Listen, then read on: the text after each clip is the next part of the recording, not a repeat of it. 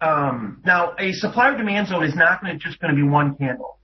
Okay, so let's start at the top here. Notice this red candle. Let's assume that's going to be that's a supply zone, right? So what we want to identify is this move right here. The bigger this move is and the stronger this move is, right, does two things for us. Gives us two key pieces of information. It makes this supply zone very high probability, and obviously also tells us we have a very, very big profit margin. So as you can see, poor, good, and best, the stronger the move away from an area and the farther price moves away from that level, right, the larger the profit zone and the higher the probability of a successful trade. So we want to see a big, strong move away, and we want to see price move far. The less that happens, the lower the reward and the lower the probability. Here's a trade that I took just the other day. I just took a screenshot of it, and I want to show it to you. Now, again, you may, and I think this is a good example because if you look at the supply and demand zones on this trade, yeah, they're probably pretty obvious to you, but when you look at all these other levels, all of a sudden you say, wait a second, these supply and demand zones look like that, and look like this one, and look like this one, and look like this one. What's the difference? Well, watch that move away from the level. So in other words, what alerted me to this trading opportunity, first and foremost, and this is important, is not, this was a short, so I shorted up here. So what alerted me to this opportunity was not this, necessarily this supply zone here. It was this right here, this move, okay? This strong drop in price is what caught my eye first. And when I'm doing the supply and demand grid in the mastermind community or sessions with you, I want to make sure you understand, because I don't know that I've explained it good enough. I'm not first and foremost looking for a box or a level, or a square. My eye is first looking for a strong move in a market. And then we go to the origin of that strong move, and that's where we then find the structure, the level. Okay. So once we saw a big move away from price here, away from this area here, I then say, okay, well, we've got supply up here at the origin of this drop, and the nearest fresh demand zone below current price was not till down here.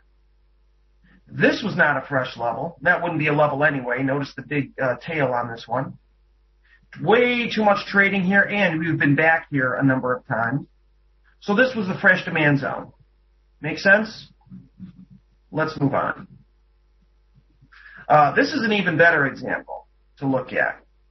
So here we had a demand zone in one of our XLT sessions.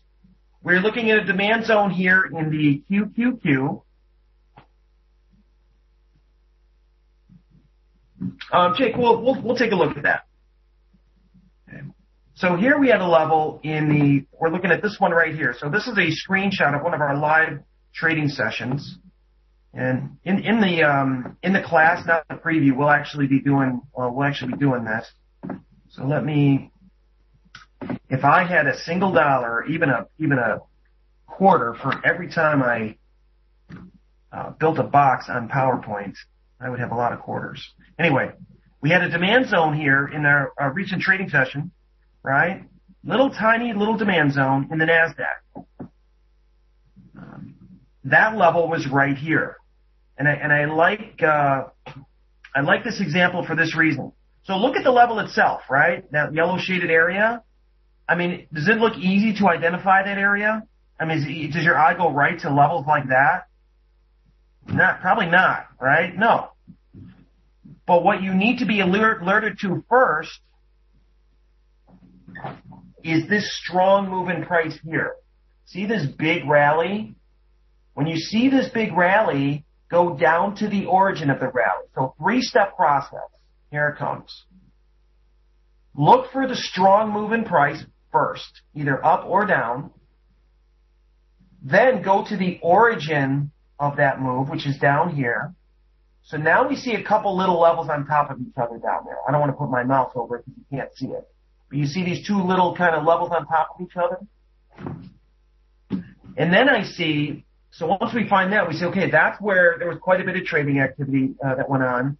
It was in the early morning hours, right at the beginning of the market. That's when banks and institutions are most active. Then step 3, put your demand zone in. Identify your demand zone. So the reason why the box or the demand zone was down here, because it looks like there's really no trading down there, right? Does everybody see that? How in that yellow shaded area, there's really not much trading, right? So what does that picture represent? What does it mean? Well, think about it. This happens to be the QQQ, just like the euro this morning. And I'll go back. We'll end with that euro. No, we don't want a retest. That's a key odds enhancer. I see your question there. So in a market, now this market is one of the highest volume, if not the highest volume market traded in the entire world, right? The entire planet. So while all this trading is going on up here in the 8680 range, okay, while all this trading is going on in the one of the highest volume markets in the world, just below, not one single transaction can take place. How is it possible that while all this trading is going on right here where I'm pointing, just below that, not one single trade is taking place? How is that possible? What's the reason for that? It's because there's a massive amount of demand down there. There's so much demand, you don't even get any trades. Make sense? Okay? You need to understand what that picture represents. It's key. Knowing that information, who in their right mind is going to place a sell order down there? Okay? So we were able to just buy there and get a profit target at the blue line, not because of this pivot low, but because we want to get out before you hit this 87.20 supply up here. Now, we'll continue on the PowerPoint in a minute, but I want to go to the Euro trade. And actually have this on a 10-minute chart over here. So let's do that. Blow it up a little bit. So let me get rid of this. So again, step 1, this is this morning's trade, and I see some of you took that. Nice job.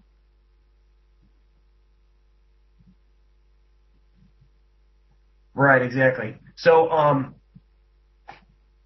and again, all this stuff that we're getting into, believe me, we can take it deeper, and we will in that class. So, that's why I've been wanting to have hold a class like that. It's not just a class; it's a multi-part lesson series followed by multi-part, live trading application sessions. Because I want to be able to take this stuff deeper with you folks, and I feel bad that we never had the time to do it. Not to mention, there's always new people with us, so it's not fair to them either. We need to get everybody up to speed. We'll do it. Don't worry. It's coming up. We made it happen. Anyway, let's keep going.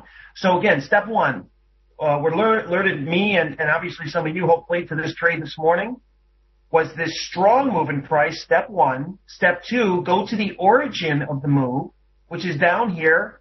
So now we see again, we're in a market that is very high volume. Euro against US dollar, one of the highest volume markets in the world, right? So we see all this trading taking place here and here. Now here we have a little bit of basing. Price rallies away, comes all the way back down here.